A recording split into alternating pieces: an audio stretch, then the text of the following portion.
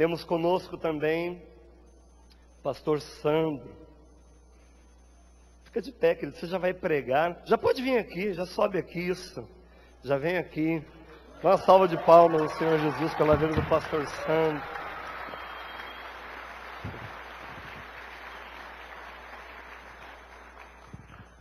Pastor Sandro foi um dos que nos apresentou a visão do MDA. Quando nós fomos à Fortaleza, foi um dos homens que Deus usou para falar ao nosso coração e da parte de Deus nos mostrar um amor que constrange. Eu e o pastor Luiz voltamos lá de Fortaleza olhando um para o outro e dizendo assim, e aí ele dizia, e aí depois a gente olhava de novo e dizia, O que nós aprendemos na vida desses irmãos, e o pastor Sandro foi um destes que nos abençoou durante 7 dias que estivemos lá em Fortaleza. E a Bíblia diz que a gente tem que dar honra a quem merece honra, não é? E Deus abençoa. A nossa igreja hoje é devedora, a Igreja da Paz, e a equipe do pastor Eibe, da qual o pastor Sandro é um daqueles que estão semeando por esta nação e pelas nações este amor. Muito obrigado, querido. Obrigado. E amanhã vamos ter conosco o pastor Elvis, que também estava lá. Amém? Feche seus olhos, vamos orar por esse servo de Deus. Pai de amor, eu te agradeço muito pela vida do pastor Sandro e pela honra que o Senhor nos dá de tê-lo aqui. Nós louvamos a Ti porque sabemos que ele é um discípulo obediente ao seu discipulador. Ele é um líder que está debaixo de autoridade. E ele vem aqui hoje em Teu nome para anunciar coisas profundas e importantes para nós como Teu rebanho. Que o Senhor use generosamente, poderosamente e abundantemente no nosso meio, em nome de Jesus. Amém.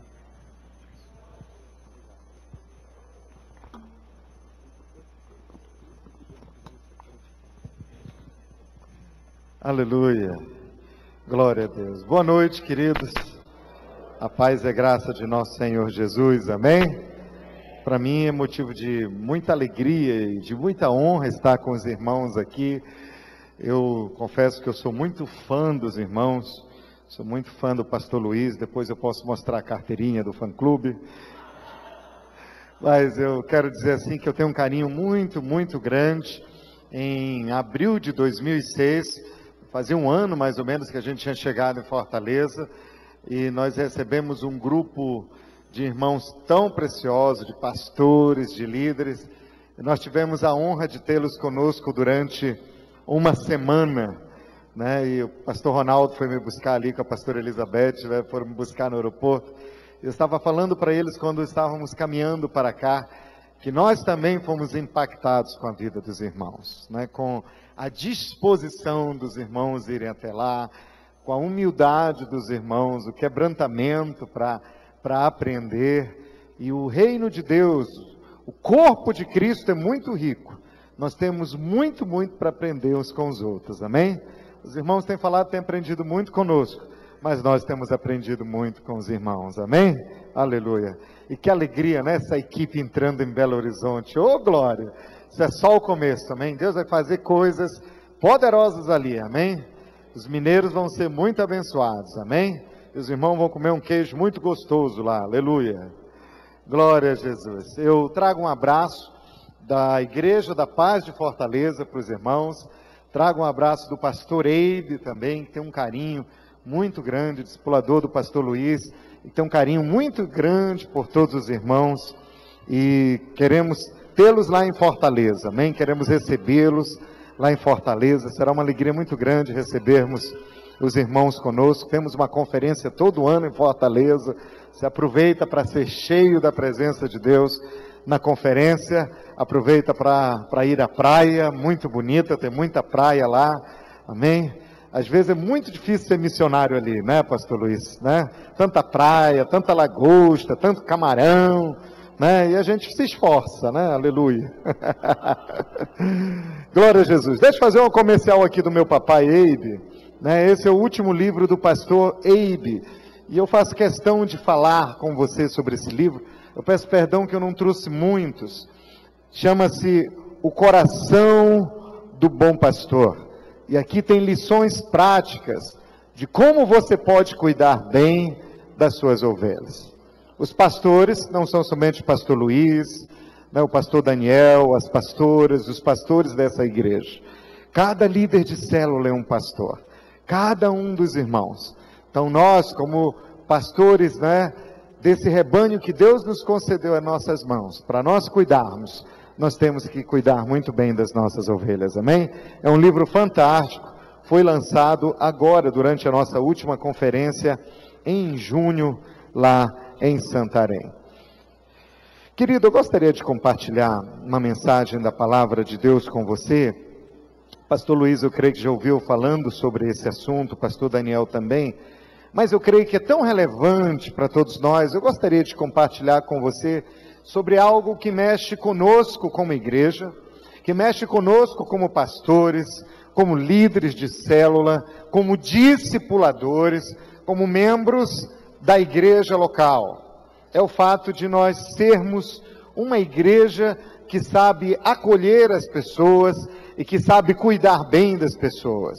A mensagem que eu quero compartilhar com você é essa: sua igreja é acolhedora? E eu queria começar pedindo para você dar o melhor sorriso que você tem para o seu irmão que está do seu lado. Dá o melhor sorriso de crente que você tem, dá para o seu irmão agora. O melhor sorriso de crente, dá aí para o seu irmão. Vê se você convence ele.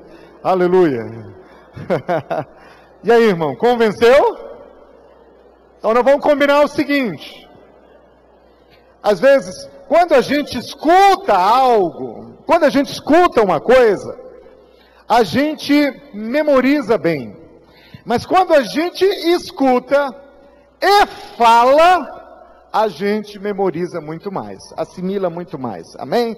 Então, algumas vezes eu vou pedir para você declarar algumas coisas para o seu irmão, para ficar bem gravado no seu coração. Mas tem uma observação: você só vai falar para ele se você der o seu melhor sorriso de crente para ele toda vez que você for falar com ele. Amém? Então vamos começar? Então olhe para o seu irmão, dá o melhor sorriso de crente que você tem para ele. O crente tem sorriso bonito, né, irmão? Aleluia! E pergunta assim para ele: a sua igreja é uma igreja acolhedora? Pergunte para ele assim: a sua célula é uma célula acolhedora?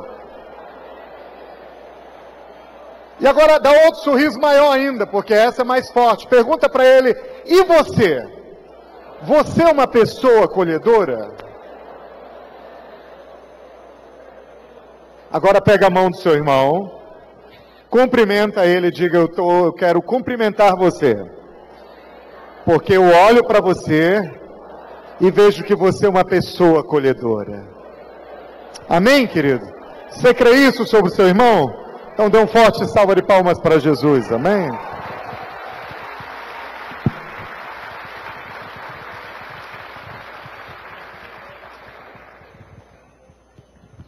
Aleluia. Querido, a visão do MDA, a visão do modelo do discipulado apostólico, né, o MDA, o meu discípulo amado, meu discipulador amado, a visão do MDA, ela traz um desafio muito grande para todos nós. Mas eu creio que é um desafio que vai ao encontro das necessidades das pessoas no dia de hoje. A necessidade de uma pessoa que chega na sua igreja hoje, as necessidades de uma pessoa que chega na sua célula hoje, são muitas, são muitas. Recebemos diversos tipos de pessoas. Recebemos pessoas que estão entregando as suas vidas a Jesus. E recebemos também pessoas que às vezes vêm de outras igrejas. Mas vamos falar por aquele que está entregando a sua vida a Jesus. Ele conheceu Jesus, ele foi na sua célula, ele não conhecia Jesus, ele chegou através de você, talvez seja alguém da sua família, seja alguém do seu trabalho, talvez seja algum vizinho, chegou até você. E essa pessoa chegou e conheceu Jesus, e junto com o conhecer a Jesus, ela veio com um anseio de viver uma nova vida. Ela descobriu uma esperança que parecia que não existia para ela, era algo que parecia estar tão longe, E essa esperança que Jesus trouxe para o coração dela, traz expectativas de que tudo pode ser diferente na vida dela a partir de agora, de que tudo vai mudar, de que tudo vai ser transformado, de que tudo vai ser novo na vida dela. Essa pessoa nova convertida, ela quer respirar um ar limpo. Ela não quer respirar o ar sujo que ela respirava antes. Ela quer respirar puro. Na sua célula existe um novo ar para ela. Na reunião do discipulado, um novo ar para ela. Aqui na igreja local, um novo ar para ela. Ela quer respirar ar puro. E ela diz, olha, Jesus trouxe luz para a minha vida. Hoje eu posso dizer, eu tenho alegria na minha vida. Eu posso bater no meu peito e dizer que eu sou feliz. Jesus está mudando a minha vida, está mudando minha casa, está mudando o meu casamento, meu relacionamento com meus filhos, meu relacionamento com meus pais. Ele está mudando a história da minha vida. Jesus trouxe luz para a minha vida. E principalmente para a minha alma. Eu descobri Jesus, como diz o pastor Cirilo, eu encontrei Jesus e Ele transformou a minha vida. Ele morreu por mim, Ele perdoou os meus pecados, Ele levou toda a opressão que estava sobre a minha vida, toda a condenação que o diabo colocava na minha vida, e agora eu posso dormir tranquilo e ter certeza de que amanhã vai ser um dia melhor, porque Jesus faz sempre tudo melhor na minha vida. E a Bíblia diz, no Salmo 22, no versículo 2, no versículo 3, Ele me faz repousar em pastos verdejantes, leva-me para junto das águas de descanso. E isso não é propaganda enganosa, é a realidade pura do que Jesus fez na sua vida, continua fazendo e vai fazer na vida de cada um que se rende diante dele.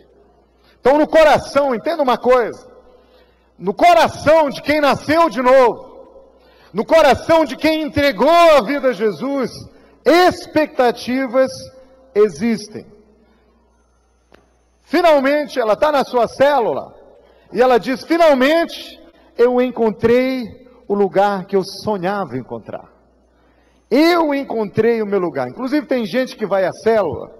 Célula é bênção tão grande, gente. Célula é inegociável para a gente, amém? Tem gente que está indo já na sua célula, ela nem entregou a vida a Jesus, mas ela está dizendo, daqui eu não saio não. Encontrei o meu lugar. Ela ainda nem entregou a vida a Jesus, mas ela já está consolidada. Ela já está apaixonada pela comunhão, pelos irmãos, pelo ambiente de fé que ali existe. E ela está dizendo, aqui tem de tudo para ser melhor. Aonde eu vivia, o grupo de amizades que eu tinha antes, meu ambiente de trabalho, tudo que eu vivi antes, nada proporciona aquilo que a minha célula proporciona hoje, que a minha igreja me proporciona hoje. Aqui tem de tudo para ser melhor. Aqui eu vou crescer, aqui eu vou desenvolver relacionamentos sadios, aqui tudo vai ser diferente. Olhe o seu irmão, sorria para ele e diga para ele, expectativas. Uma realidade clara na vida de cada nova pessoa que chega à igreja. Expectativa. As pessoas têm expectativas. Quem é casado aqui? Quando você casou, você não entrou no seu casamento com muita expectativa? Quem é solteiro aqui? Quem vai continuar solteiro aqui? Jesus. Atenção, solteiros, um recado do céu para você. O melhor de Deus está guardado para você. Confia no Senhor. Ele tem o melhor para você. Guarda seu coração em pureza e santidade. No dia certo, na hora certa, da maneira mais fantástica e romântica que você já imaginou, Ele vai trazer o melhor para você. Amém? Se consagre no romance real, aleluia. Mas deixa eu dizer uma coisa, a gente alimenta expectativas na vida da gente. Nós somos pessoas cheias de expectativas. Quando você entra na faculdade, você entra com expectativa do que vai acontecer. Quando você se forma, você tem expectativa do que vai acontecer no mercado de trabalho, né? Quando a sua esposa fica grávida, você já fica com expectativa como é que você vai ser como pai. Como você vai ser como mãe? Expectativas. Expectativas. Isso também é uma realidade clara na vida de cada pessoa que chega na sua célula, de cada pessoa que chega na sua igreja. A gente precisa entender isso. A gente precisa compreender isso, seja uma pessoa nova convertida ou não. E é aí que está o nosso desafio, queridos. É ser uma igreja que responde a essas expectativas. É que sua célula seja a célula que vai ser instrumento de Deus para, através do amor dele, do amor de Jesus, trazer a realização na vida dessas pessoas. Eu acredito que você está aqui hoje à noite com o desejo de responder esse clamor na vida de tantas pessoas. Eu acredito que Deus tem chamado você. Sabe, querido, você não está aqui à toa hoje à noite, não. Você está aqui nessa conferência porque você foi separado por Deus com esse propósito. De ganhar almas, de fazer discípulos, de cuidar bem das pessoas. Para manifestar o desejo de Deus sendo cumprido na vida de cada discípulo. Você sabia que existe um enorme número de desviados no Brasil? O último censo do IBGE trouxe revelações gloriosas para o mundo evangélico, de como nós estamos crescendo, né? Tem igrejas, né? Tem religiões, melhor dizendo, estão diminuindo. O povo de Deus está crescendo na nação brasileira. Existe um número preocupante lá de cristãos flutuantes, depois a gente fala um pouquinho mais sobre isso, que cresceu também, gente que vive de igreja em igreja. O IBGE mostrou, está crescendo o número de pessoas, gente que você chega, quem é o seu pastor? Ah, o meu pastor é Jesus. E qual é a sua igreja? Ela diz, eu sou do reino. Né? Então, num dia ela está na Assembleia, outro dia ela está na Batista, outro dia ela está no Cuspe de Fogo, outro dia ela... Sabe, irmão? Todo dia ela está numa igreja diferente.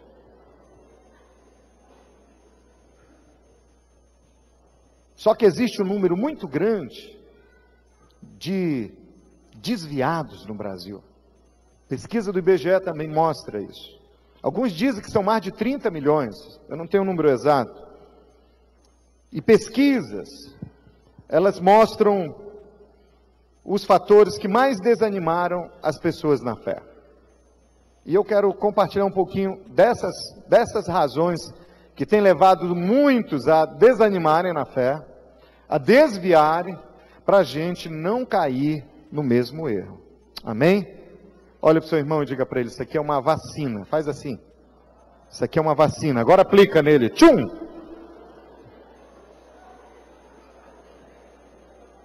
Preste atenção. Alguns fatores fizeram as pessoas desanimar na fé. Primeiro deles, é o fato de muitas dessas pessoas se sentirem um peixe fora d'água. É aquela pessoa que tem o sentimento de que ninguém se importou com ela.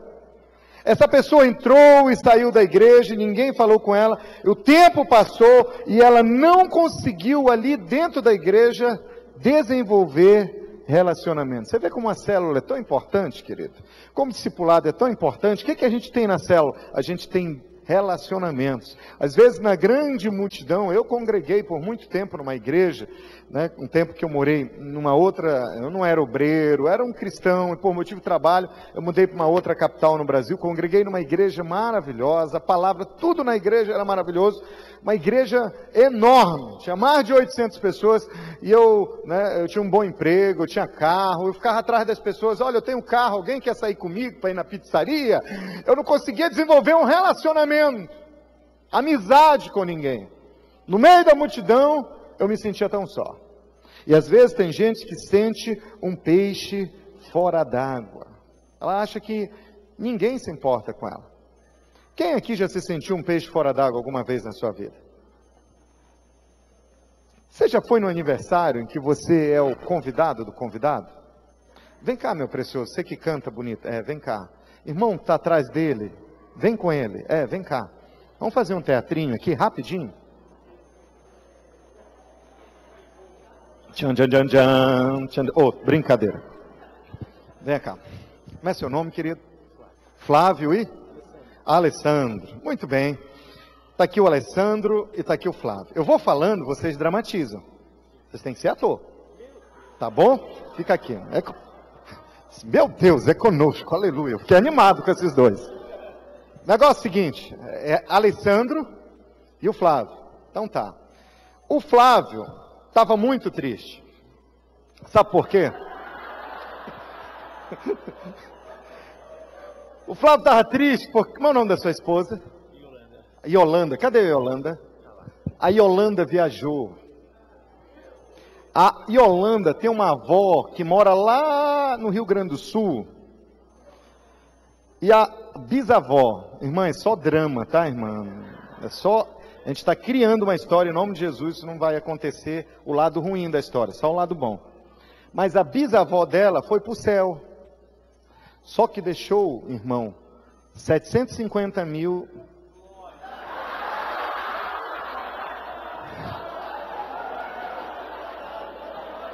Amém, irmão? Ele não sabe se é dívida ou se é herança, né? Mas é herança, irmão, é herança. Rapaz, eu não sabia que tinha ator tão bom aqui.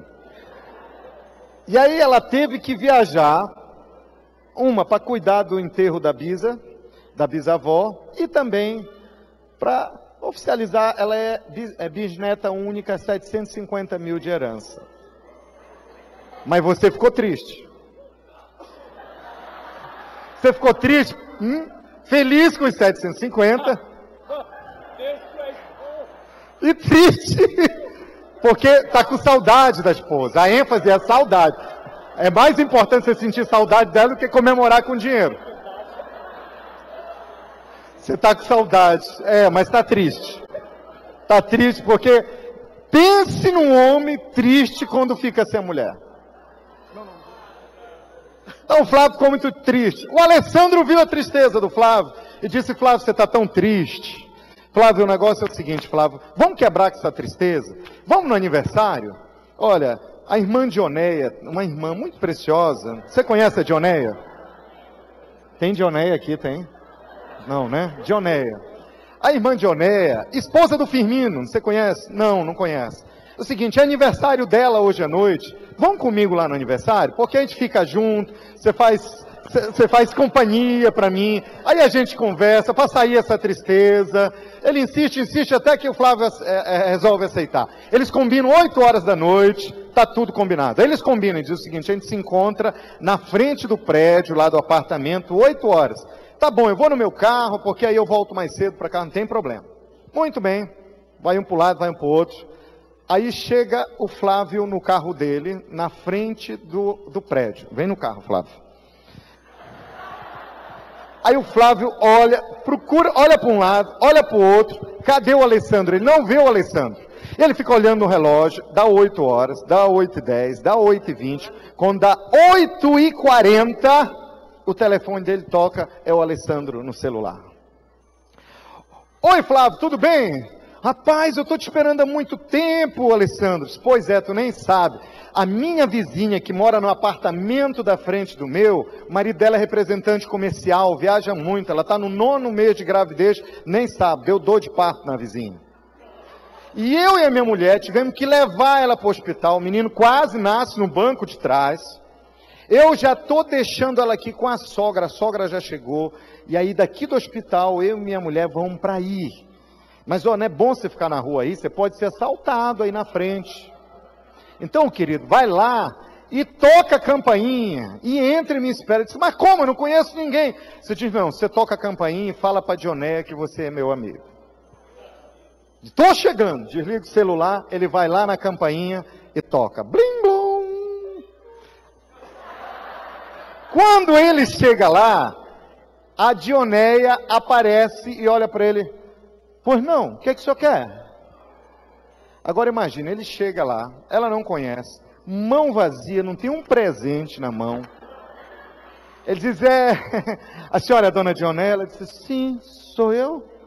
Ele disse: pois é, eu vim para o seu aniversário. Ela: você veio para o meu aniversário? Ele disse: eu sou convidado do convidado, eu sou convidado do Alessandro. Ela diz, é convidado do Alessandro, é amigo do Alessandro, é meu amigo também, então entra. Aí ele entra. Agora tem o seguinte, lá no meio da festa, ele olha para um lado, olha para o outro, ele não conhece ninguém. Ninguém. Ele se sente um peixe fora d'água. A única pessoa que ele fala é com o garçom, para pedir salgadinho e Coca-Cola. Quando dá 9h10, o Alessandro chega. E ele levanta o braço e corre, dá um abraço nele e diz, Alessandro, ainda bem que você chegou, porque eu estava me sentindo um peixe fora d'água. E depois eles curtem o aniversário, e é uma bênção. Vamos agradecer a Jesus por esses dois atores fantásticos.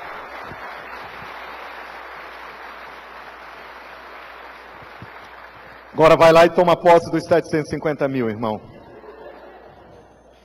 Sua bisavó ainda é viva, irmã? Poxa, não é mais viva. Você sabia que às vezes tem gente se sentindo assim dentro da igreja? As pessoas às vezes não conseguem desenvolver relacionamento. Por isso que é muito importante, querido, você, na igreja, na grande celebração, você viu um rosto diferente, se aproxima. E pergunta, não tem vergonha não, se a pessoa disser, né, você chega e pergunta, é a primeira vez que você está aqui? Às vezes a pessoa diz, não, eu já estou aqui uns 3 meses. Ela diz, me perdoa, ninguém me apresentou a você. Aí já vai tirando bronca assim, né, vai disfarçando, vai conhecendo. Mas muitas das vezes você vai ter essa impressão e a pessoa vai dizer, eu já estou aqui a 3ª vez, 2ª vez, ou às vezes ela diz a 1ª vez. É tão importante para ela, você sorrir para ela e dizer, olha, é uma alegria tão grande você ter você aqui com a gente. Como é bom. Seja muito bem-vindo. Obrigado. Pois é, como é seu nome? Meu nome é Rondineia. E o seu? Maria Estela. Tudo bem. Deixa eu apresentar aqui o Felisbino, é meu marido. E esse é o Androlino, meu filho. Aí você vai apresentando a sua família. E aí você vai conversando, você pergunta, você já conheceu alguma das nossas células? Não, já ouvi falar em célula, mas olha, eu estou vindo aqui há 3 semanas, ainda não conheci ninguém. Pois é, querida, então eu vou lhe buscar na sua casa essa semana, eu quero que você vá na reunião que tem lá na minha casa, lá na minha célula. Sabe, querido, nós temos que ser uma igreja que é acolhedora. Mas ser uma igreja acolhedora não é só chegar e abraçar e receber bem. Tem muito mais. Agora, entre 60% e 70% dos desviados, esses que deixaram a igreja, eles não receberam qualquer visita de líderes ou de membros da igreja quando eles decidiram sair. Já desse eu conheci uma senhora lá em Fortaleza. Ela estava na nossa igreja já, eu acho que uns 3 meses. E ela estava falando, olha, eu estou pensando, e agora realmente ela tomou essa decisão, mas na época ela estava dizendo, eu estou pensando, eu realmente vou congregar aqui, e eu realmente quero ficar aqui. E nós falamos, mas a igreja que você congregava antes, ela disse, olha, é uma igreja muito boa, mas deixa eu dizer uma coisa, eu só tenho uma tristeza ao sair dali. Eu disse, qual é? Ela disse, olha, fazem 3 meses que eu deixei de congregar. Eu congreguei lá 5 anos. Fazem 3 meses que eu parei de ir. Até hoje, ninguém me deu um telefonema. Ninguém lembrou de mim. Então, querido, isso é muito triste. Então, 60% a 70% não receberam uma visita. Agora, o restante, 40% a 30%, eles receberam de 1 a 3 visitas, que se revelaram, na maioria das vezes, uma visita de cobrança ou de condenação.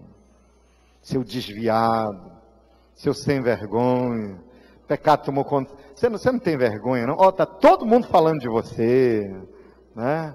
Aquela ligação, né? Ô irmão, estamos sentindo a sua falta, onde você anda, né? Aquela coisa pesada, antiquada, diabólica. E a maioria dos desviados, acima de 50%, isso é triste demais, é afetada pelo ressentimento com a sua liderança. Esse é o quadro. E deixa eu dizer uma coisa, essa igreja foi separada, você foi separado para mudar essa história, para reverter isso em nome de Jesus.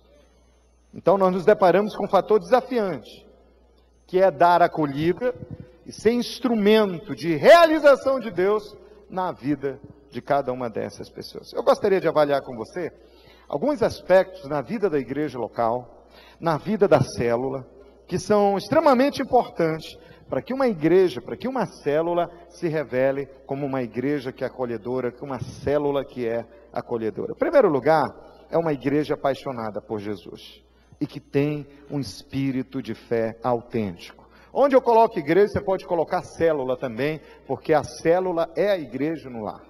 Então, querido, a igreja como igreja local e também a célula como coração da igreja local, ela tem que ter paixão por Jesus e ter um espírito de fé autêntico. Quem entrou aqui hoje na igreja, viu que aqui tem um espírito de fé.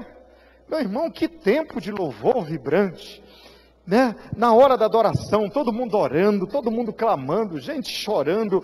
Que coisa linda, gente, como eu senti a presença de Deus tão forte aqui. É porque aqui existe um espírito de fé. Na célula a mesma coisa, irmão, né? Aquela célula, né? Onde um é triste para um lado, outro é triste para o outro, um chega, né? Meu irmão, tem que ter um espírito de fé que é autêntico. Mas só tem um espírito de fé que é autêntico num lugar onde o ambiente é permeado por paixão por Jesus. Onde existe paixão por Jesus. Onde existe paixão por Jesus, um encoraja o outro, um anima o outro, um leva o outro a alcançar grandes milagres em Deus. Por exemplo, na célula, né, o Antonino, não vou chamar o ator, mas vou contar a história. O Antonino chega na célula, né? E ele chega assim, cabeça baixa, né? E o Filomeno, que é o líder da célula, olha para ele e diz: irmão, o que aconteceu? Você está tão triste, né? Você não é assim. Aí ele diz: ah, você nem imagina, né? Eu vim até só hoje, nem peguei a mulher em casa para vir para a célula, vim direto do trabalho, mas recebi aviso prévio hoje, vão dar minhas contas. Perdi o emprego, e agora? O que será de mim? É tão difícil arranjar um emprego. Aí o outro irmão está aqui do lado, está ouvindo a conversa, ele ouviu, de longe já chega junto e diz: ô irmão, não fica assim não, querido, Deus vai dar a vitória para você, né? Aí o outro que está lá do outro lado, né, que está saindo da cozinha, está arrumando o lanche, chega, que é para o final da célula, chega: não, irmão, para com isso, rapaz, não fique triste não, olha, nós como célula, nós vamos cuidar de você, e não vai faltar nada para você. Aí o líder da célula diz: é verdade, hoje nós vamos orar aqui, Deus vai fazer um milagre na sua vida.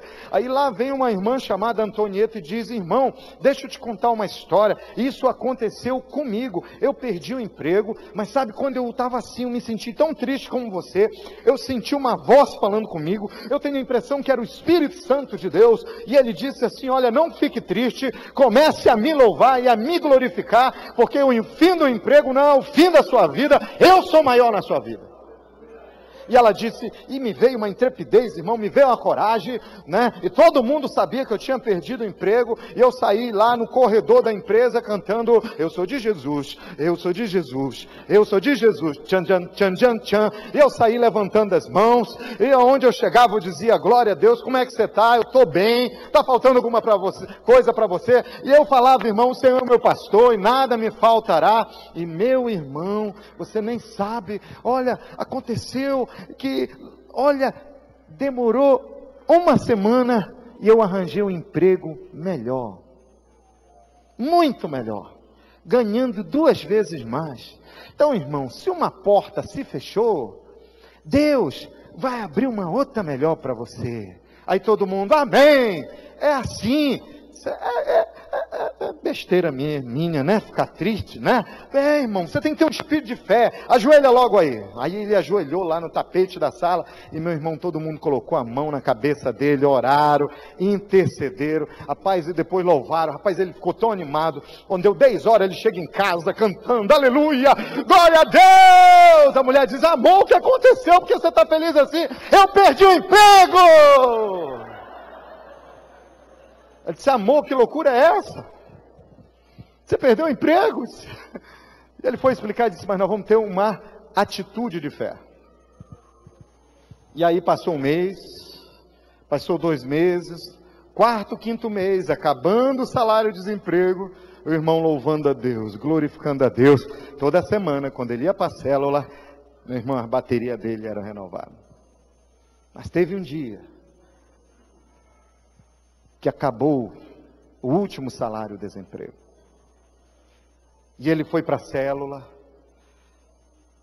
e ali na célula, ele nem contou nada para ninguém. Ele disse, sabe de uma coisa?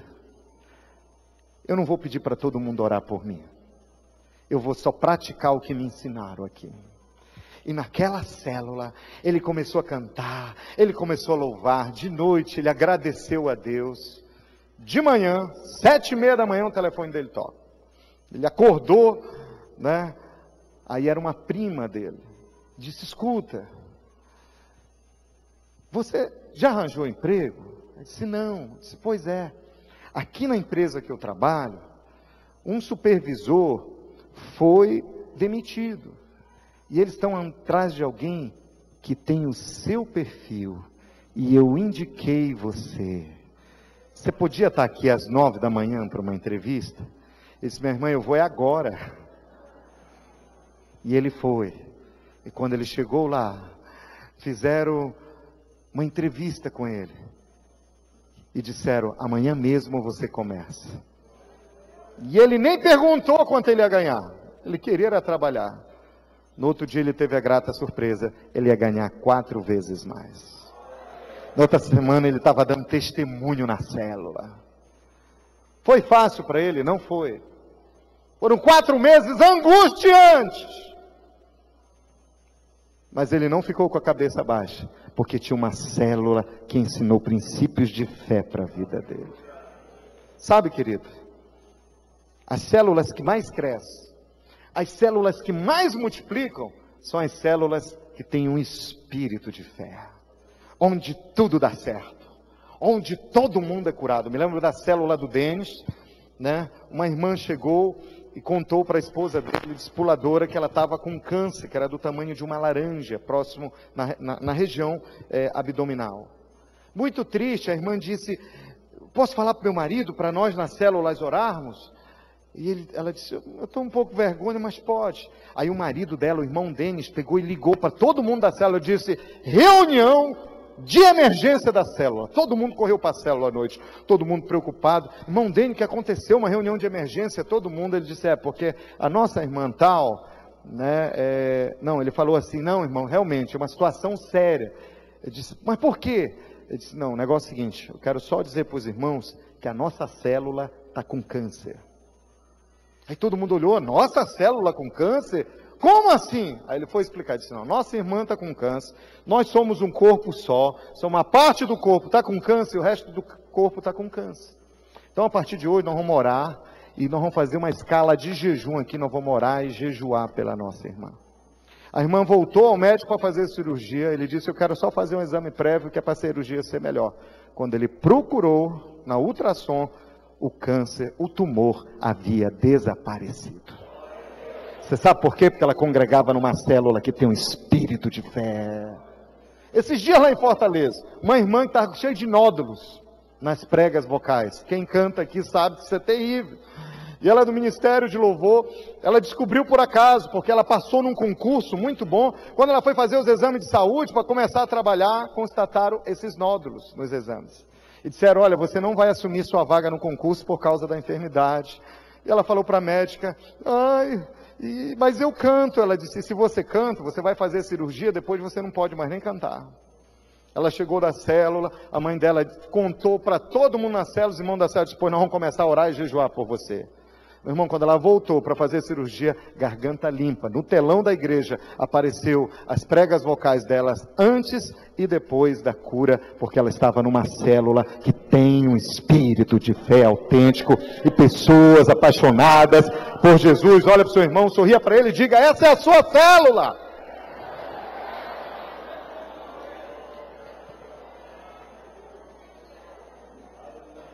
Segundo, uma igreja, uma célula, onde todas as expectativas estão voltadas para Jesus. Ou seja, a expectativa é toda colocada nele. E isso também é um fator agravante de ter tanta gente desviada por aí. Porque às vezes coloca a expectativa na igreja, no pastor, no líder da célula, no discipulador. E aí quando a igreja... Porque é o seguinte, a igreja erra. Somos falhos, podemos errar. O pastor, apesar de ter uma barba linda, ele erra. Ele tem as falhas dele. Né? O líder de célula erra. Discipulador falha, decepciona. Mas Jesus não falha nunca, querido. Jesus não falha nunca, Ele é perfeito. Então todas as expectativas têm que ser colocadas nele, né? Senão vai ser uma expectativa mal direcionada. O foco não deve estar nas promessas da igreja. Você já viu que tem gente que às vezes aparece na televisão dando testemunho? Aí a pessoa fala assim, porque quando eu fui para a igreja tal, a minha vida, antes de eu estar na igreja tal, a minha vida estava arrebentada. Ah, eu estava numa miséria, eu estava doente, eu estava drogado, eu estava isso, eu estava aquilo, casamento separado, mas depois que eu fui para a igreja tal, aí meu casamento mudou. Depois que eu fui para a igreja tal, olha o carro grande, aí mostra a filmagem, o carro na garagem. Depois que eu fui para a igreja tal, minhas dívidas foram pagas, e agora eu sou feliz, e você também, venha para a igreja tal, porque a igreja tal vai mudar a sua vida. Não fala de Jesus uma vez. Aí quando sai um escândalo daquela igreja na televisão, a pessoa e depois não quer ir para outra igreja, porque os amigos ficam falando mal, ela se sente perseguida, ela fica decepcionada, ela se acha enganada, me enganaram, esse é o sentimento dela. Mas por quê? Porque colocaram a expectativa no lugar errado. Preste atenção, a visão do MDA é uma bênção, mas a expectativa das pessoas tem que estar em Jesus. A visão do MDA é um canal de bênção para a vida da pessoa, é para ela ser cuidada, né? A igreja, maravilhosa, louvor maravilhoso, a igreja é muito boa, vem para a igreja, uma bênção, tem que congregar, mas a expectativa está em Jesus.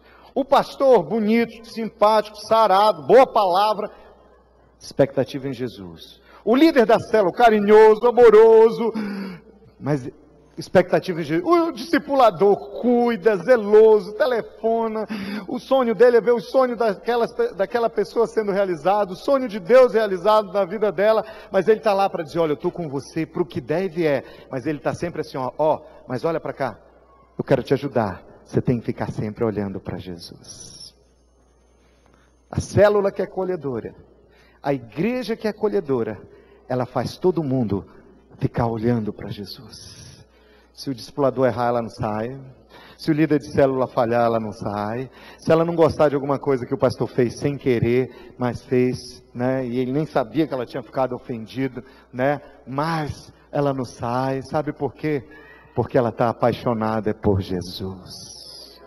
A gente tem que colocar o foco das pessoas no lugar certo, que é Jesus. Amém? Porque senão ela vai achar que foi propaganda enganosa. Me disseram que nessa célula eu cuidar de mim, mas ninguém liga para mim, e ninguém foi na minha casa. Ah, aquele líder, ele disse que ia fazer uma visita e não fez, disse que ia telefonar e não telefonou. Você não imagina como tem gente que deixa a igreja por causa disso. Que decepciona-se, mas porque o foco dela está nas pessoas. Dá o melhor sorriso que você tem para o seu irmão de novo e diga, o foco tem que estar em Jesus. Terceiro lugar, uma igreja que combate a síndrome do isolamento através do discipulado funcional. E isso, gente, vale para o novo convertido. Isso vale para o velho convertido também. Eu já falei com você das expectativas que vêm no coração de um novo convertido. Mas o velho convertido, que já andou de igreja em igreja, já bateu de porta em porta, já sentou de banco em banco, já levou benzedura de um lado e do outro, ele também tem as suas expectativas. E aí, às vezes, você se encontra com aqueles cristãos flutuantes, né? Mas muitas das vezes ele está de igreja em igreja porque ele ainda não encontrou um local onde ele se sente amado, onde ele se sente acolhido, onde ele sabe lá dentro, que tem áreas da vida dele que precisam ser transformadas, e ele está atrás de um lugar onde alguém se interesse por isso, pelas mazelas da vida dele, mas que tenha misericórdia dele, acredite nele e ajude ele a superar. Então, muitas das vezes a gente fica assim, algumas pessoas, alguns líderes, às vezes eu encontro alguns pastores, eles ficam, pastor, o que é que eu faço? Eu não sei o que fazer com esse povo que vem de outra igreja. Deixa eu dizer uma coisa, eu trabalhei num banco, por questões de ética, eu não vou falar o nome do banco, mas eu trabalhei muitos anos em um banco, entrei como office boy, e pastor, eu fui boy, na época que lançaram aquela música, eu sou boy, meu irmão, aquilo ali na minha vida foi um trauma. Eu era office boy. Eu me lembro que meu primeiro salário, eu comprei uma bicicleta nas casas pernambucanas. A nova. Eu tinha 15 anos, viu, irmãos? É por isso que isso é antigo. E na minha primeira semana de trabalho, roubaram a minha bicicleta. Eu passei 10 meses pagando as prestações sem ter a bicicleta e andando uma bicicleta velha. Mas quando eu saí do banco, eu ia ser subgerente. Eu saí de férias, na volta eu ia ser subgerente. Mas depois eu fui trabalhar com meu pai, uma outra história, eu saí. Mas eu me lembro quando eu trabalhava nesse banco, que é um dos maiores bancos do Brasil, esse banco, quando queria ter um novo funcionário, o funcionário ia lá com um dos chefes de setor do banco, o candidato à vaga, ia para a entrevista. A primeira pergunta que o chefe de serviço lá do banco fazia para o candidato era, você já trabalhou em algum banco? Aí se o cara dissesse, eu já trabalhei no Banco do Brasil, eu já fui do HSBC, eu trabalhei 4 anos da Caixa Econômica. Aí ele parava a entrevista na hora e dizia, eu sinto muito, mas você não tem o perfil do funcionário que a gente quer. Nós não admitimos aqui gente que já trabalhou em outra instituição bancária. Sabe por quê? Porque um dia ele está trabalhando lá e ele diz, mas lá no Banco do Brasil era diferente. Lá na Caixa Econômica a gente fazia diferente. Por que você não fez assim? Você fez diferente. Não, porque lá no HSBC era desse jeito. Deixa eu te dizer uma coisa. Esse banco prefere formar os funcionários dele para não ter dor de cabeça com isso. Agora deixa eu falar uma coisa para você. Nós, como igreja, nós não somos como esse banco. Nós não podemos dizer, você já foi de outra. Tchau, tchau, aqui não entra. Isso é pecado. Nós não podemos fazer isso. Mas nós temos que ser uma igreja que é acolhedora. Uma igreja que ama as pessoas, que cuida das pessoas, que sara decepções na vida das pessoas. Eu quero ver uma história aqui com você, que eu chamo da Síndrome de Laís. Eu quero que você abra a sua Bíblia em Juízes, capítulo 18. O texto vai estar aí no telão, mas é bom você ir marcando na sua Bíblia. Eu quero agradecer a minha filha Laís. Eu tenho uma filha chamada Laís. Ela um dia chegou e disse, papai, o senhor já estudou a história da cidade que tem o meu nome? Eu disse, filha, não. Aí ela pregou no jovem sobre isso. Minha filha é pastora, uma bênção. Tem uma filha linda, 25 anos. Casada, pastora. Tenho o Paulinho, que tem 9, e eu tenho a Isabelle com 12, vai fazer 13 mês que vem. E eu vi a Laís pregando, eu digo, filha, me dá teu esboço, porque isso aqui dá uma pregação boa. Então olha a história de Laís. A minha Laís é diferente dessa. Mas diz assim, Juízes capítulo 18, versículo 1. Naquela época não havia rei em Israel, e a tribo de Dan estava procurando um local onde estabelecesse, pois ainda não tinha recebido herança entre as tribos de Israel. Então vieram 5 guerreiros de Zorá e de Estaol para espionarem a terra e explorá-la. Esses homens representavam todas as clãs da tribo, disseram, vão e explore a terra. Os homens chegaram aos montes de Efraim e foram à casa de Mica, onde passaram a noite. Aqui no livro de Juízes, nós temos 2 histórias correndo paralelamente. Vamos nos deter numa só e vamos ao versículo 7. Os 5 homens partiram e chegaram a Laís, onde viram que o povo vivia em segurança, como os sidônios, despreocupado e tranquilo, e que gozava prosperidade, pois a sua terra não lhe deixava faltar nada. Viram também que o povo vivia longe dos sidônios e não tinha relações com nenhum outro povo. Quando voltaram a Zorá e Estaol, seus irmãos lhe perguntaram: o que descobriram? Eles responderam: vamos atacá-los, visto que a terra é muito boa. Vocês vão aí ficar sem fazer nada? Não hesitem em apossar-se dela. Chegando lá, vocês encontrarão um povo despreocupado e uma terra espaçosa que Deus pôs nas mãos de vocês, terra onde não falta coisa alguma. Então, 600 homens da tribo de Dan partiram de Zorá e de Estaol armados para a guerra. Os homens de Dan levaram o que Mica fizera, o seu sacerdote, e foram para Laís, lugar de um povo pacífico e despreocupado. Diga, pacífico e despreocupado. A Bíblia diz que eles mataram todos. Diga comigo, todos. Queridos, eles mataram todos ao fio da espada e queimaram a cidade. Não houve quem os livrasse, pois viviam longe de Sidom e não tinham relações com nenhum outro povo. A cidade ficava num vale que se estende até Bet-Reob. Os homens de Dan reconstruíram a cidade e se estabeleceram nela. Deram a cidade anteriormente chamada Laís o nome de Dan, em homenagem a seu antepassado Dan, filho de Israel. Eles levantaram para si o ídolo, e Jonatas, filho de Gesso, neto de Moisés, e os seus filhos foram sacerdotes da tribo de Dan, até que o povo foi para o exílio. Ficaram com o ídolo feito por Mica durante todo o tempo em que o santuário de Deus esteve em Siló. Umas lições aqui com relação a esse povo de Laís. E às vezes a gente vê esses mesmos sintomas na vida de muita gente. Então isso também serve para a vida da gente. O que eles estavam vivendo? Eles viviam acomodados com a zona de conforto. Era um povo que se sentia muito seguro. Por quê? Porque eles estavam bem financeiramente. Havia fartura. Eles não sentiam necessidade de proteção. A prosperidade econômica deixou eles muito à vontade. E assim passaram a viver ociosos, tranquilos, né? E aqui nós temos uma lição: nós não podemos viver como esse povo. Mas às vezes tem gente que chega na sua célula assim. Às vezes tem gente que chega na sua igreja assim. Tem gente que às vezes chega com um sorriso tão bonito, você já viu? Você conhece. Geralmente quando te apresenta alguém, você, né, a pessoa nova chegando, isso não é 100%, eu estou dizendo alguns casos.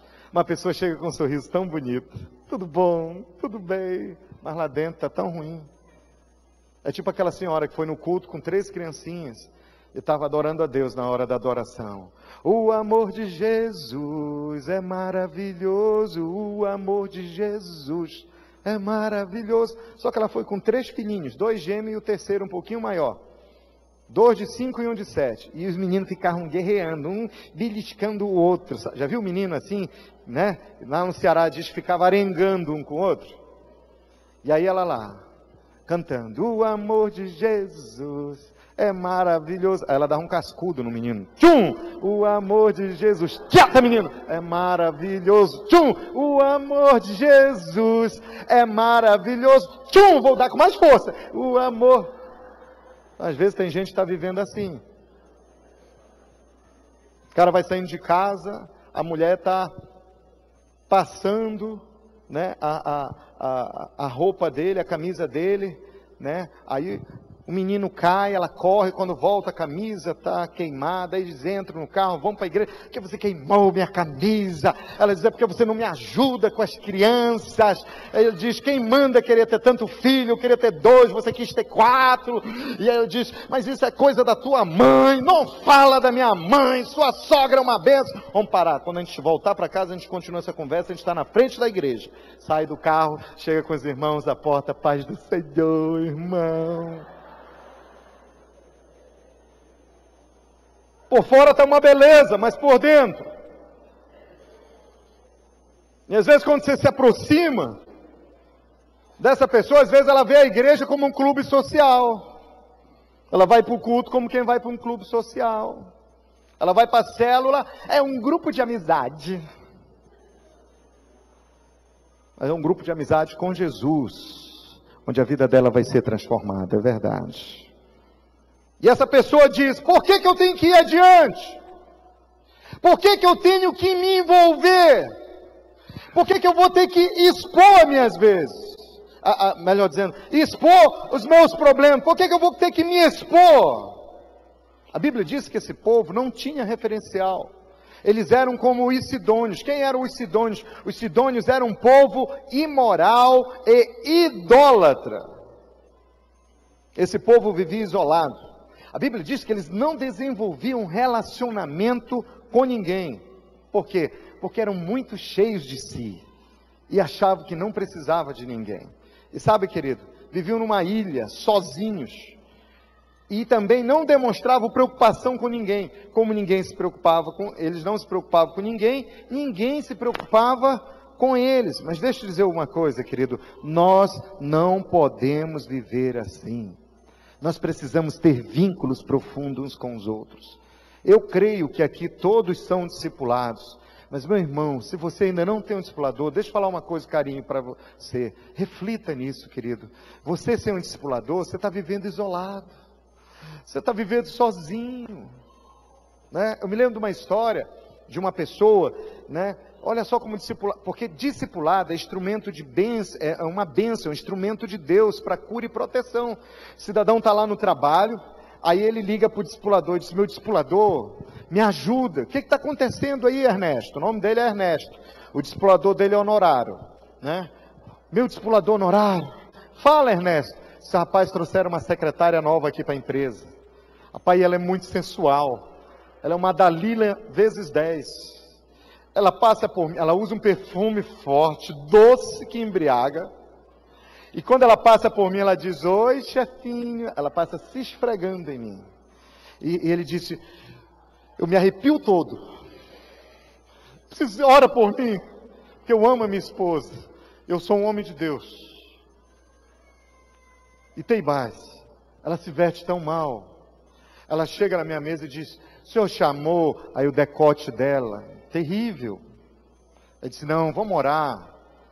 Aí ele ora e diz: e aí, no outro dia, como é que está aí? Ele disse: eu falei para o meu chefe superior. Aí ele teve uma conversa com ela, que ela não deve vir mais tão mal vestida com os seios de fora. E aí, melhorou? Ele disse: piorou. Se como? Ela adotou uma farda branca. Ela usa uma blusa branca colada, uma calça comprida branca colada com uma calcinha vermelha. Os homens da empresa estão tudo hipnotizados, vão tudo assim atrás da mulher. Ele disse: me ajuda, por favor. Eu não tenho como demitir essa mulher. O discipulador disse: porra, agora eu vou orar e jejuar com você. Você jejua um dia e eu jejuo o outro. Vou orar com você. Passou 3 dias, ele liga para o discipulador. Ele diz: meu discipulador, uma novidade. O que é que foi? Sabe aquela mulher sensual? O que é que foi? Rapaz, ela pediu as contas hoje. Isso é mesmo que aconteceu. Ele disse: você lembra o dia que você começou a orar e jejuar comigo? Sim, o que aconteceu? Ela foi ao médico. E o médico disse que ela tinha que sair desse emprego. Por quê? Porque, meu irmão, ela falou que desde aquele dia começou a dar umas coceiras no corpo dela. Era só ela entrar na empresa, e o corpo começava a coçar. Quando ela saía, ela sentia um alívio. Quando ela entrava, ela se coçava toda, se arranhava toda. Ela foi no dermatologista, o dermatologista disse: tem uma alergia ali naquele lugar. Eu não sei detectar o que é, mas alguma coisa está dando alergia. Sabe o que estava dando alergia? Era o fogo do Espírito Santo. Era o irmão debaixo da cobertura espiritual. Era o poder de Deus agindo na vida daquele irmão, porque ele não se isolou. Discipulado é instrumento de Deus para nossa cura e proteção. Mas você não pode viver isolado. Você nunca vai poder dizer: ninguém vai se meter na minha vida. Ninguém, eu não tenho que prestar conta da minha vida para ninguém. Eu sou dono do meu próprio nariz. Meu irmão, o dia que você entregou a sua vida a Jesus, nem no seu nariz você manda mais. Você não é dono mais do seu nariz. Jesus é dono de tudo na sua vida. Mas tem gente que fala isso: para que prestar conta da minha vida? Para que eu tenho que pedir ajuda contra as tentações? Por que eu tenho que pedir ajuda para tomar decisões? Direção para fazer as coisas? E esse povo estabeleceu uma independência, melhor dizendo, uma independência de Deus. E disseram: está tudo tão bom, está tudo tão bem. Tem gente que às vezes acha que não precisa. Que a pessoa diz: No meu trabalho, está tudo bem. Estou com dinheiro. Meu casamento, só love. Está tudo tão bom, não tem problema, não tem doença. Para que eu vou querer mais de Deus? Para que eu vou ter que me envolver numa célula? Para que eu vou ter que ter um discipulador? Mas deixa eu te dizer uma coisa. O fato de estar tudo bem não quer dizer que vai continuar tudo bem. Às vezes, o maior inimigo do sucesso é o fato de tudo estar indo tão bem. Se está indo tão bem na sua vida, se coloque debaixo de cobertura espiritual, porque não vai continuar bem, vai ficar melhor. Mas esse povo aqui, ele vivia isolado. E às vezes esse tipo de pessoa também, que não gosta de estar debaixo de cobertura espiritual, é um tipo de pessoa que aponta muito defeito. Você já viu gente assim, que vê defeito em tudo? Ela entra na igreja e fica procurando defeito. Pastor, posso inventar umas histórias aqui? Mas não é falha não, porque é só teatro, vem? É igual os 700 mil do irmão. Né? Ela entra aqui e diz, por que não fizeram, né? Uma outra cor, botaram esse pano branco aí, poderia ser uma coisa assim, uma lista rosa no meio, uma cruz lá no centro, né? E esses ventiladores, que tal se mudar? Olha que ridículo, um extintor de incêndio ali. Não, e essa bateria no centro, aquele tapete. A pessoa arranja defeito para tudo. Você já viu que tem gente que só vê defeito? O cara nunca bate palma para ninguém, o camarada nunca acha legal, é impressionante. Até em Jesus ele acha defeito. Acha defeito em tudo. Esse tipo de pessoa, a pessoa que gosta de dar muita sugestão, é tipo aquela senhora que chegou, né? Tem um caso mais ou menos assim, que uma vez eu estava vendo alguém falar lá na nossa igreja de Fortaleza, uma senhora chegou com uma das pastoras e falou, pastora, aqui na nossa igreja a gente tem que fazer um negócio assim, assado, e faz assim na parede, um projeto fantástico. Aí a pastora disse, olha, que projeto maravilhoso, vamos colocar isso em prática. Aí ela olhou e disse, vamos, é isso que eu estou dizendo. Eu disse, pois é, só que a gente precisa de uma pessoa para encabeçar esse projeto. O projeto é grandioso, fantástico demais, mas precisamos de alguém que encabece isso. E sabe de uma coisa? Você tem um perfil maravilhoso para ser a pessoa que vai liderar esse projeto. Até hoje o projeto não saiu. Então, tem gente que gosta de dar muita sugestão, mas não quer ser solução no meio da crítica e no meio da sugestão.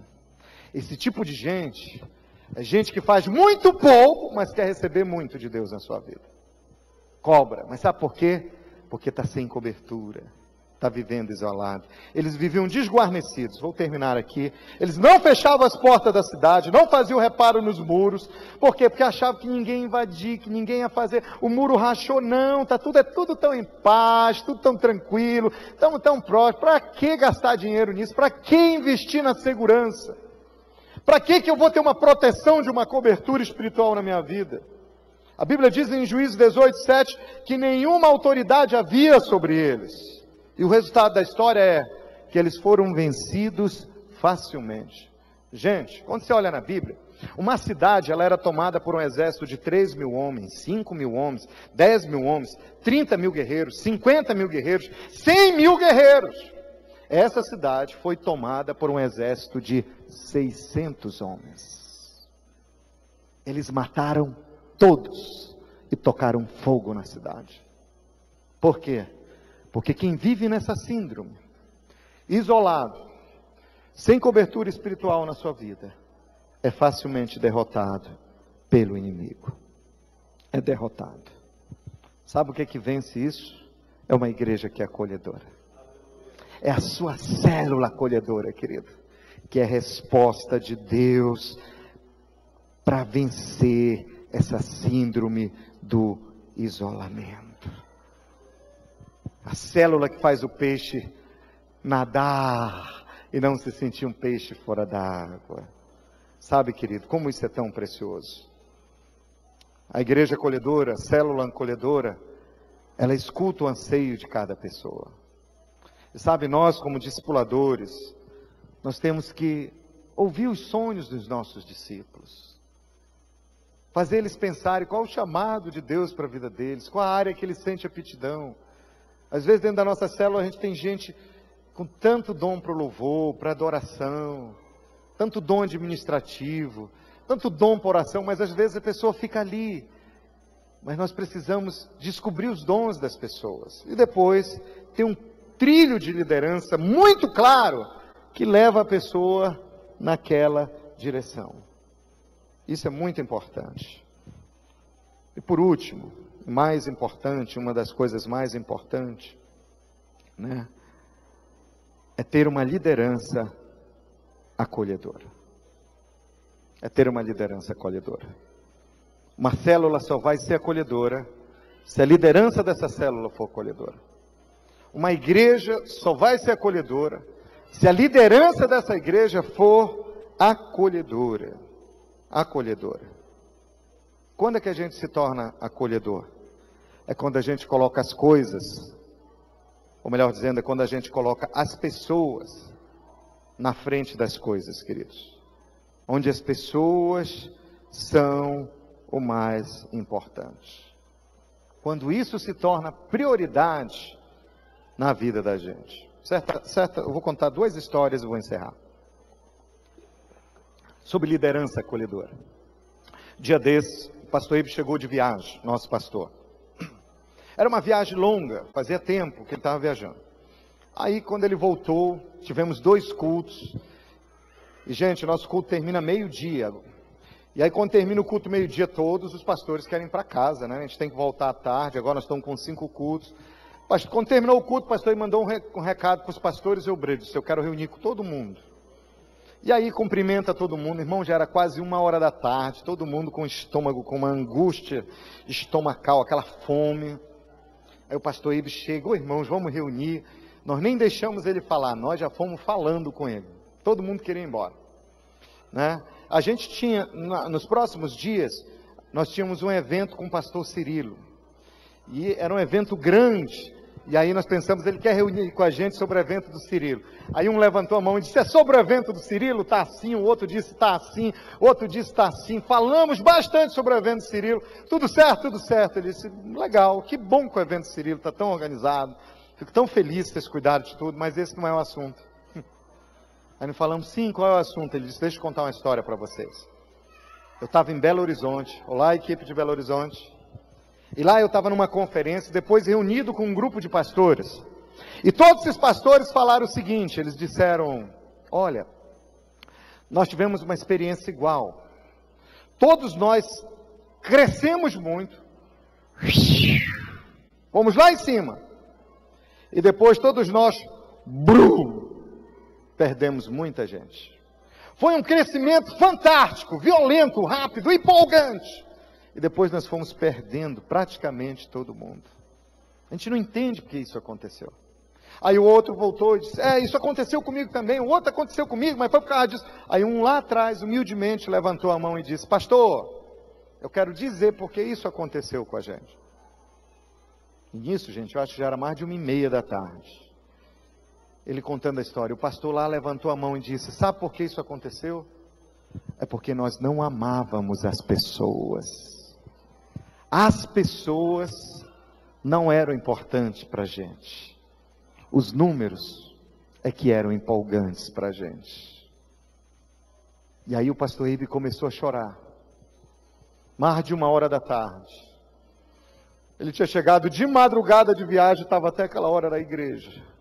E ele olhou chorando para a equipe de pastores e disse: nós precisamos amar as pessoas. Eu chamei aqui vocês para a reunião só para dizer isso para vocês. Eu quero pedir que vocês amem as pessoas. Elas devem estar em primeiro lugar do nosso ministério. Porque as pessoas são as coisas que nós temos de mais importante na vida da gente. Uma célula só é acolhedora se esse líder de célula tiver em primeiro lugar. Não é: a minha célula é grande, a minha célula tem gente importante, a minha célula é a que mais cresce e multiplica. O que mais importa para ele é que cada pessoa, cada irmão, cada irmã é tão bem cuidado. Mora lá na favela, mas é tão amado. Um dia desse, aconteceu algo, sabe? Eu fico de olho nas coisas que acontecem com a minha liderança. Eu valorizo as pérolas que a minha liderança libera. Um homem chegou, um empresário, um cara rico, chegou com o nosso pastor, com o pastor Eibe, e disse: pastor, decidi que eu vou congregar aqui nessa igreja. Eu estava visitando várias igrejas e eu decidi que é aqui que eu vou congregar. Aí o pastor Eibe: oh, irmão querido, que bênção, que alegria que você vai congregar, seja bem-vindo à família de Deus. Aí depois ele perguntou: mas você me deixou curioso, por que você escolheu congregar aqui com a gente? O que foi o fator determinante? Ele disse: é que eu vi o ônibus que traz os irmãos da favela parar aqui na frente da igreja. E você estava na porta recebendo esses irmãos. E eu vi que do mesmo jeito que você recebe e me abraça, você recebe e abraça o favelado. Então eu vi que as pessoas têm importância nesse lugar. É aqui que eu vou ficar. Sabe, querido, as pessoas são o que nós temos de mais importante. Sabe por que tem esse som tão bom e tão caro aqui? É por causa das pessoas. Sabe por que tem esse tapete tão lindo aqui? É por causa das pessoas. Sabe por causa dessa estrutura, essas cadeiras, esses ventiladores, esses telões? Sabe por que esse ambiente tão grande que ainda vai ser de vocês, em nome de Jesus? É por causa das pessoas. E deixa eu te dizer uma coisa. Se você amar as pessoas, aí sua célula vai crescer. Aí você vai ter gente nova na sua célula. E a sua célula vai ser uma das que mais cresce e multiplica. Porque você ama as pessoas, querido. Eu quero contar uma última história para você e a gente vai assistir um vídeo. Essa história aconteceu com o pastor Eibe. E essa história marcou a minha vida. Tem coisas que marcam e transformam a vida da gente. A gente estava na igreja e o pastor Eibe chegou com um irmão. Mas como é que ele trouxe esse irmão? Pastor Eibe, quando nós começamos célula lá em Fortaleza, gente, nós tínhamos vários pastores, todo mundo zerou. Tinha gente que tinha 300 células em Santarém, 200 células em Santarém. Lá todo mundo zerou, todo mundo se tornou líder de célula. Meu irmão, a gente ia na padaria comprar pão, o padeiro dava uma sorrida, a gente já convidava para a célula. Todo mundo querendo abrir célula. Era assim. E aí o pastor Eibe começou célula no condomínio dele e na favela.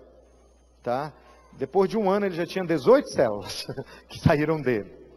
A favela, a primeira coisa que ele fez foi mudar o nome da favela. Porque as pessoas são mais importantes. E nós não queremos que as pessoas se sintam desprezadas. Ninguém lá em Fortaleza diz os irmãos da favela.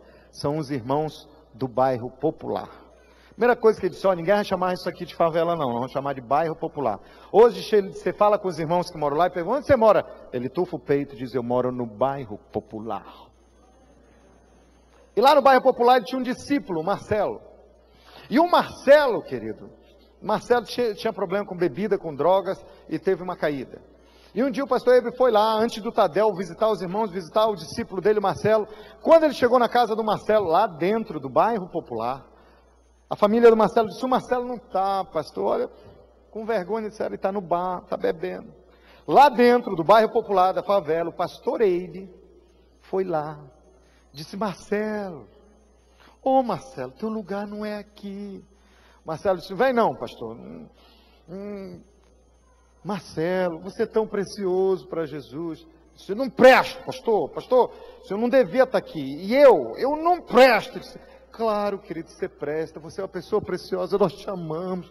Jesus vai transformar a sua vida, vai libertar você, querido. Não presto, eu não presto para nada. Claro que presta, querido, e Deus vai dar vitória para vocês. Deixa eu olha, preste atenção no que eu vou te dizer aqui. Você ainda vai ser um líder na nossa igreja, Marcelo. Você vai ser um grande homem de Deus. Marcelo olhou: eu não presto, eu não acredito nisso. Ele disse: mas eu acredito. E porque você vai ser um líder na nossa igreja, você vai comigo agora para o Tadel. E levou o Marcelo para o Tadel.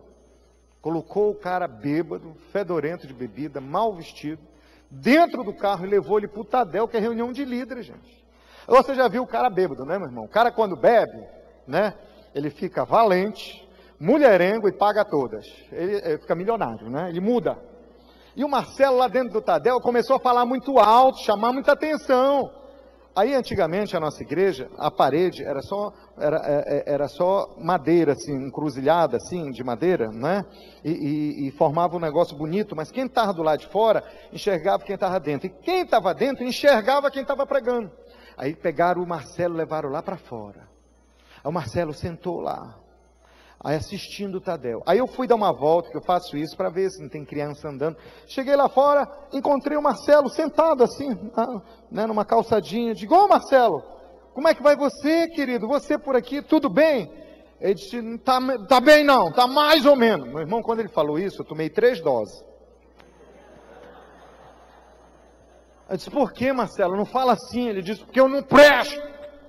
Eu não valho nada. Eu disse: Marcelo, não fala assim, Marcelo. Você é precioso. Não presto. Não presto, pastor. Eu não valho nada. Eu não acredito em mim. Aí ele voltou lá para dentro. Ele olhou para o púlpito, o pastor, ele estava pregando. E ele disse: pastor, está vendo aquele cara? Aquele cara me ama. Aquele cara ali, ele acredita em mim. Eu não acredito, mas ele acredita em mim. Eu toquei no Tadel porque ele disse que eu ainda vou ser um líder. Ele me ama. Eu olhei para o Marcelo e fiz a minha oração pessoal, querido. Aqui dentro eu fiquei: Deus, me dá esse coração. Eu preciso desse coração, Senhor. Eu quero ser assim com as pessoas, porque elas têm valor. O Tadel terminou, o pastor Ei conversou com todo mundo, meteu o irmão dentro do carro. Ele já estava melhor um pouco e levou ele para a casa dele. Tarde da noite, perigoso. Passaram-se um bom tempo. E aí eu tive a grata notícia de que o Marcelo agora havia casado. Família restaurada. Mas um dia desse, terminou o culto de manhã, eu estava sem carro, minha esposa ficou com o carro. Eu falei: pastor Eibe, me dá uma carona, que a gente mora perto um do outro. Ele disse: entra, Sandro. Quando eu entrei no carro com ele, o telefone celular dele tocou. Ele atendeu alguém, e ele falando: um churrasco? Ah tá, churrasco, almoço especial. Claro que eu vou. Aí desligou. Aí quando ele desligou, eu falei: pastor, almoçozão, hein? Churrasco, né? Ele disse: pois é, Sandro, estão me convidando para um churrasco na casa do Marcelo, porque hoje estou comemorando que semana que vem ele se torna líder de célula. Ele se torna líder de célula. E hoje, o Marcelo é o responsável pela nossa casa de recuperação. Sabe por quê? Porque ele estava bebendo num bar lá na favela. Não foi mais importante para o pastor Eibe olhar para a igreja de Santarém, que ele é supervisor e tem 60 mil pessoas. Mas foi aquele homem lá dentro da favela. Isso é porque as pessoas, elas são mais importantes que nós temos, querido. Você que está aqui, preste atenção numa coisa.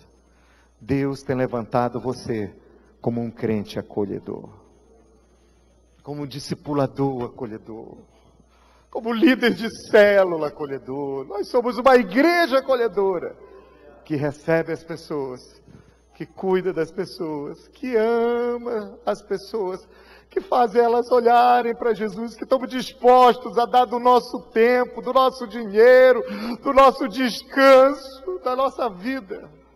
Porque as pessoas são o que nós temos de mais importante. E quando as pessoas são o que nós temos de mais importante, as pessoas são transformadas. Eu queria assistir um vídeo com você para a gente orar. Me perdoe, pastor, que eu alonguei demais. Mas quando nós estivermos assistindo esse vídeo, preste atenção no que essa irmã fala.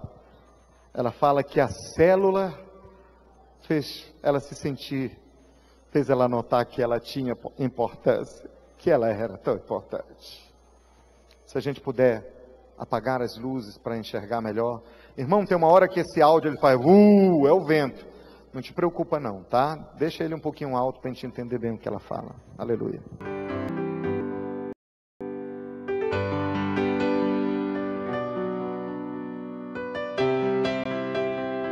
A minha vida estava totalmente destruída, né? Eu vivia aprisionada mesmo pelo inimigo.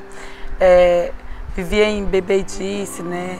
Prostituição, então totalmente destruída. Era do trabalho, trabalhava, pegava o dinheiro para a bebida. Então minha vida se resumia só nisso. Porque eu já vivia junto com meu marido, mas mesmo assim vivia traindo ele, bebendo, batia nele, mandava nele, quer dizer, ele era o meu tapete. Eu fazia assim, tudo que eu queria com ele, né? Então eu era totalmente assim, feliz e fazia ele também feliz. E meus filhos também já não gostavam mais de mim, não me respeitavam, tinham vergonha de mim. Eu me trancava no quarto, brigava com meu esposo, me trancava no quarto e ia tentar me matar, tentava me suicidar. Por várias vezes aconteceu isso. Então foi aí onde foi o momento mais difícil da minha vida. Meus irmãos diziam para mim assim, olha, onde eu estiver, você não diz que é minha irmã. Então eu não podia dizer que eu tinha irmã, porque eles tinham vergonha de mim.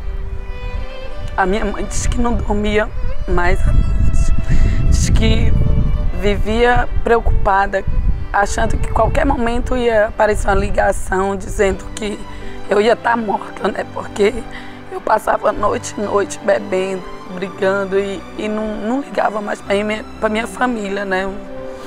Eu não respeitava mais minha mãe, então aí onde minha vida estava totalmente destruída mesmo.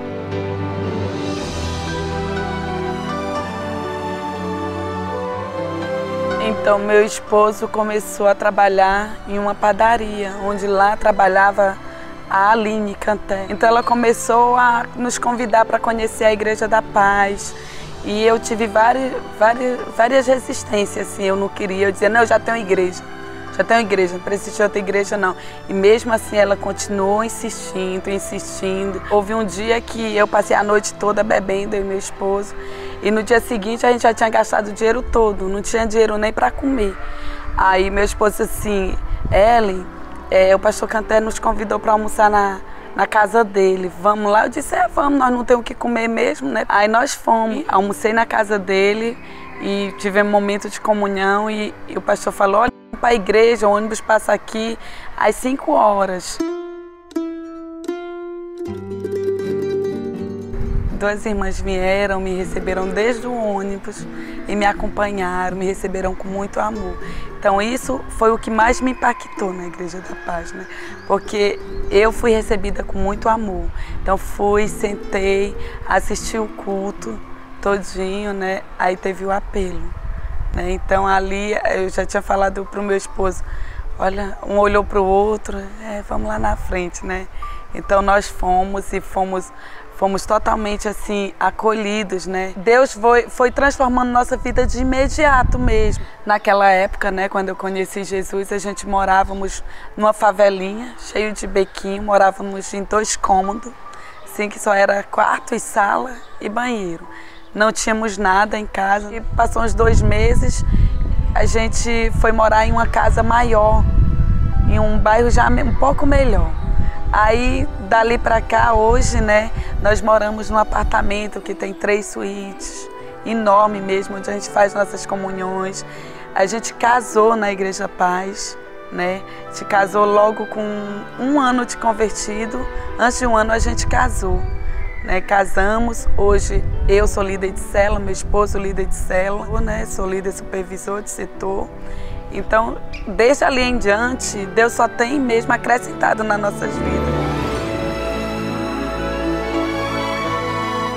Ali na célula, eu aprendi que eu era importante, que alguém me amava, alguém se importava comigo, sabia que eu era alguém, porque até então não tinha identidade própria. Eu achava que eu era ninguém. E a partir da célula eu soube, eu sou amada, eu sou querida, alguém se importa conosco. E o discipulado veio o restante da transformação, porque ali os nossos discipuladores foram nos ensinando. Então, discipulado, célula, né? Foi a transformação total, onde a gente realmente se reestruturou a nossa vida, né?